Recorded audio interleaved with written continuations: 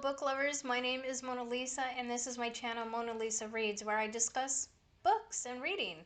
And so if you are new here, welcome. I am so glad you've decided to spend a part of your day with me. If you're returning, I'm also glad you came to spend a part of your day with me.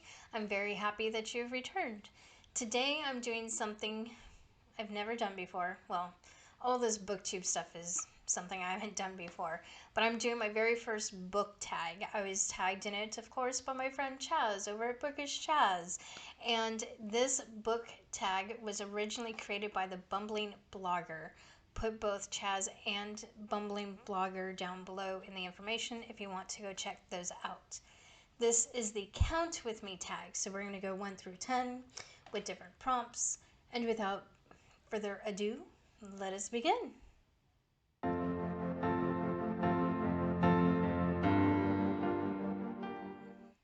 Number 1 is the first book in a series. I picked The Heir by Avalee Jerome. If you haven't heard of her, that's because you're missing out on a self-pub author. I am actually friends with Avalee. I went to college with her along with Chaz, and she has written a series of books which are behind me. Let me see if I can point right there. There's a total of 7 books. I have 6. I can't get number 7 until I read a different stack of books and get them out of the house per an agreement with my husband. So I need to get on those stack of books so I can get to this. Now, this first book, The Heir, I have read, and you notice I have 2 copies. That's because each book has a different ending. It's a very, very small, slight change, but I think it was her mom wasn't so happy with how the original way it ended. So she tweaked the ending just ever so slightly. It doesn't change the story at all. But there's 2 endings, so I have a copy of both endings. This book is about the kingdom of, I don't know. I should ask her how to say it, but I've already called her to make sure I'm pronouncing her name right because Avalee is not her real name. So the kingdom of Legerdemain, totally butchering it I'm sure, is dying. The king's sorcerers daily deplete the earth's energies, and the king himself uses magic to control his people. The people need someone they can trust to overthrow the king, but no one has the power to thwart his magic.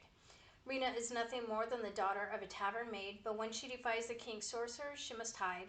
She is trapped within the limits of the kingdom by magical creatures that haunt the surrounding forest.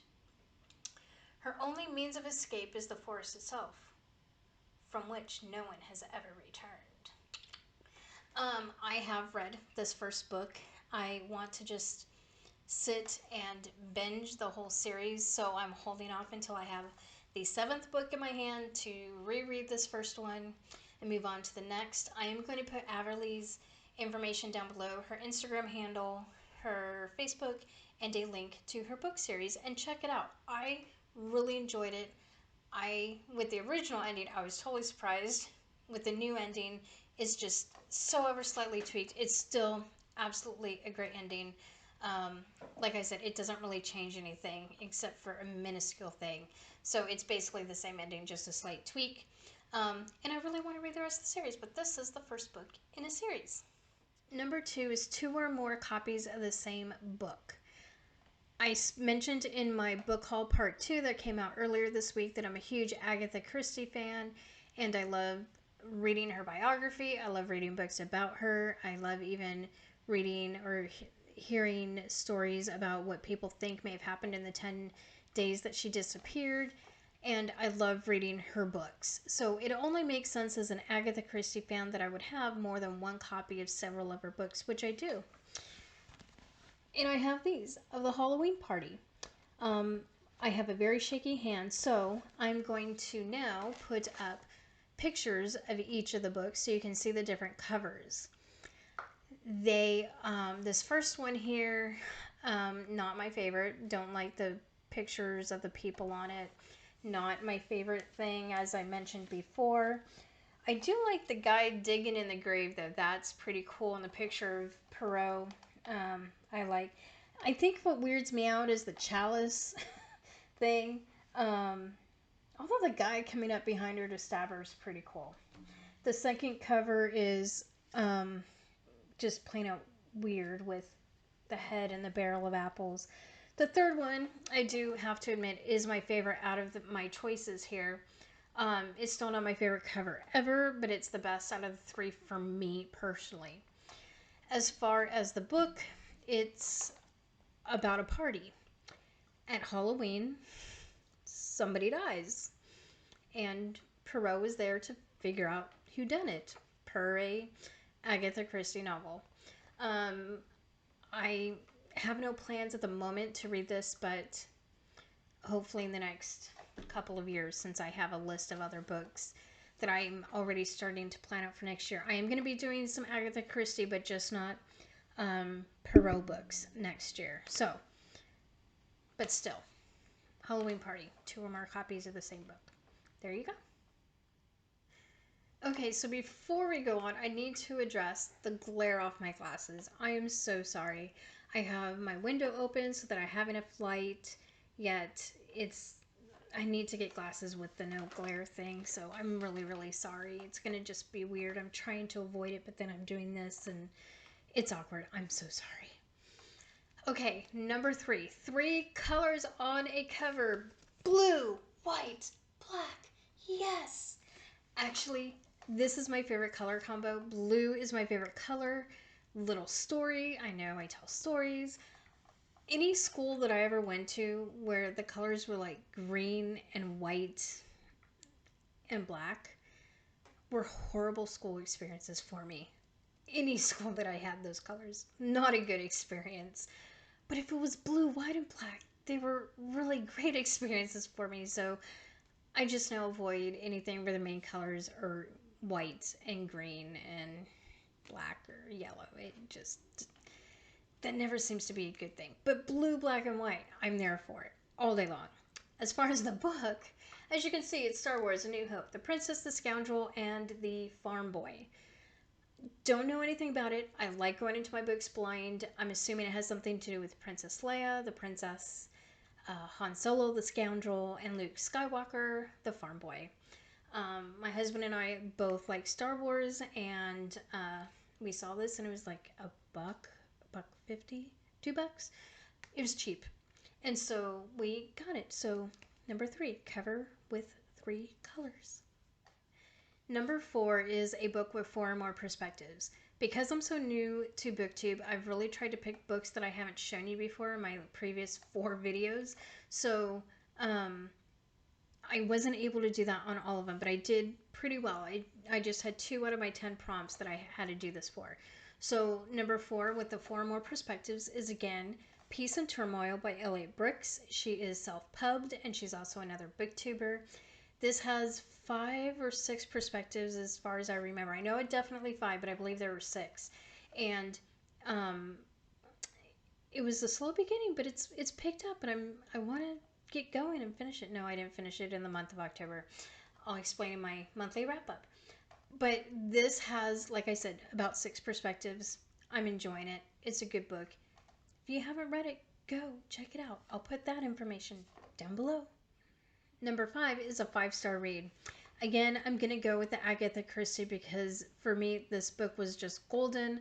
I loved it. I have a plan to read it again next year, and I'm super excited because I remember how it ends, but I don't remember who done it. So that for me is going to be the challenge of trying to figure out who done it.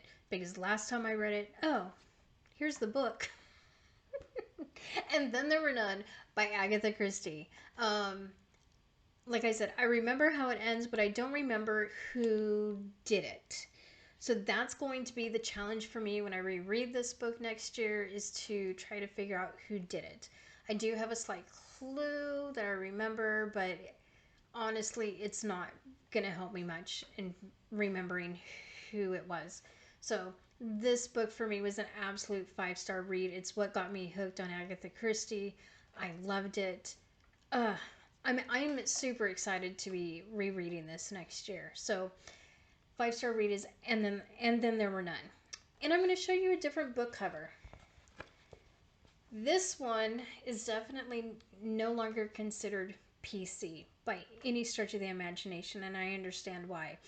I find it interesting that they still have because this book, as I mentioned before, was originally titled The 10 Little Indians. And the reason it's titled The 10 Little Indians is there's a poem in the book about 10 little Indians, and they each die in different ways. And it has a crucial part within the story of the book. I just find it interesting that they changed the name of the book to And Then There Were None, but they still leave the poem about the Indians within the book. It's just very interesting to me that they didn't try to find a different poem within it. And I'm actually kind of surprised that I haven't heard anybody make an uproar about this book as far as the poem being in the book. So it's an interesting conversation to kind of have and dissect why that was and why it wasn't changed, and is it even appropriate to have that in there? A discussion. But I just thought I'd show you a different cover of the book. I'm not going to give it away because I would hate for somebody to find it in a bookstore and be really offended by it. And if you're offended by me showing this, I'm sorry. I'm not doing it to offend you. I'm just showing you, like, look, this is what it used to be. This is a newer cover-ish. And, but I think, covers should tell a story about what's in the book. And this tells a story about part of what's in the book. So, but just wanted to show you another cover for And Then There Were None. So, number 5, 5-star read. Haven't read it. I highly encourage you to do that. And I am going to be reading it in June. Yes, June of next year. So if you want to buddy read it with me, message me and I'll put you on a list and we'll buddy read it together. I'm thinking about starting a Discord so we can have conversations on the Discord. So let me know if that's something that you're interested in, and I'll work on getting that started. Number 6 is 6 or more short stories. And this is going to be the place where I do my second book that I've already shown you. And that's going to be Hercule Poirot's Casebook. I don't really read a lot of short stories. I tend to find that when I read a short story, it's lacking. Like, I'm wanting more of it. I just want more in depth. I want to know more about the world. I want to know more about the person or something like that. So I tend not to do a lot of short stories. So this was the closest I could come to it that I could think of off the top of my head. But I did think of another one, and that would be Talendor's Guest by my friend Chaz over at Bookish Chaz. I promise one of these videos I will not mention him. It will happen. Maybe next month. Yeah, I'm not buddy reading with him, so my monthly update shouldn't have him in it. Anyways, Chaz, also known as Charles McGarry, is the author of Talendor's Guest. It involves a dragon who likes to hear about stories, and so a traveler tells him a bunch of different short stories. I have read the book. I did enjoy the book, and I plan on rereading it sometime here soon to just kind of remind myself all of the different short stories. But I will leave Talendor's Guest information down below if you're interested and would like to check it out. Number 7 is a book with the number 7 on the cover or the spine, and I've got both covered. It's on the cover and on the spine up there. This book, The 7 Habits of Highly Effective People, I read back in college. Sorry, Lay's making noise again. This was back in college, so like back in the late 90s was probably the last time I read this. It was a good book. I enjoyed it. I probably should reread it. It's just been a while. I do remember in college thinking, oh, this is some really great stuff and I would like to implement it in my life. But college, you're reading tons of books, writing tons of papers. I was working. I was involved with youth ministry at the time. Also trying to have a social life in the midst of all of it. So I don't think I really implemented a lot of stuff. So it would probably be good to reread this and see if there's anything I can add to my life. Leia. Anyway, just gives you some ideas of how to be more effective. So number 7, 7 Habits of Highly Effective People by Stephen R. Covey. Number 8 is for a book that has 8 letters in the title, and I chose Red Queen. I have had this book on my TBR ever since I first heard about it, but I only got my hand on it in the past 6 months or so in one of my many book hauls. And this book is about Mayor Barrows, and In her world, there are people with two different types of blood, silver and red. The silver are elites and have supernatural abilities, where the reds are basically the servants of the silvers. And Marrow gets involved in the courts of the silvers and becomes involved. And I know she like gets engaged to one of the princes, and there's a whole power struggle. And this is, I believe, a trilogy. So I saw this at our local bookstore for our library, and I picked it up because it was only like $1.50, and I was like, I want to read it. It's in great condition, so I got it. So Red Queen has 8 letters in the title. Here you go. Oh. Number 9 is a book with a page that ends on a 9, and I went with Baby Hunger by Beth Forbes. I actually know Beth. I've met her on several occasions. We've talked on the phone. We email back and forth every so often. She dealt with infertility, and as I mentioned before, my husband and I have been dealing with infertility for 10, 11 plus years now.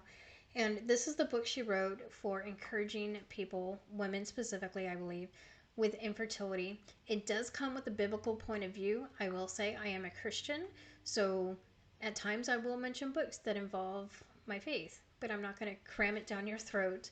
But I am going to share about it because it's part of what I believe. It's part of what I read. So if you don't want to hear about it, feel free to skip over these sections. If you do watch it and you have questions or you want to talk about it, I have no problem with that either. I would love to have discussions about my faith and books that I read about my faith and whatnot. So, but Baby Hunger does have a biblical point of view for encouraging those struggling with infertility. I have not read this book, and to be perfectly honest, I have been putting it off. I have been dealing personally in my own infertility journey, and I just know that this is going to be a book that challenges me and makes me deal with some things that I'm probably trying to avoid right now because of how much I know I'm struggling. But it is a book I am going to do in the near future because I need to, for myself, but also because I lead a infertility and miscarriage support group locally where I live. Beth also started Sarah's Laughter, so I'm going to play.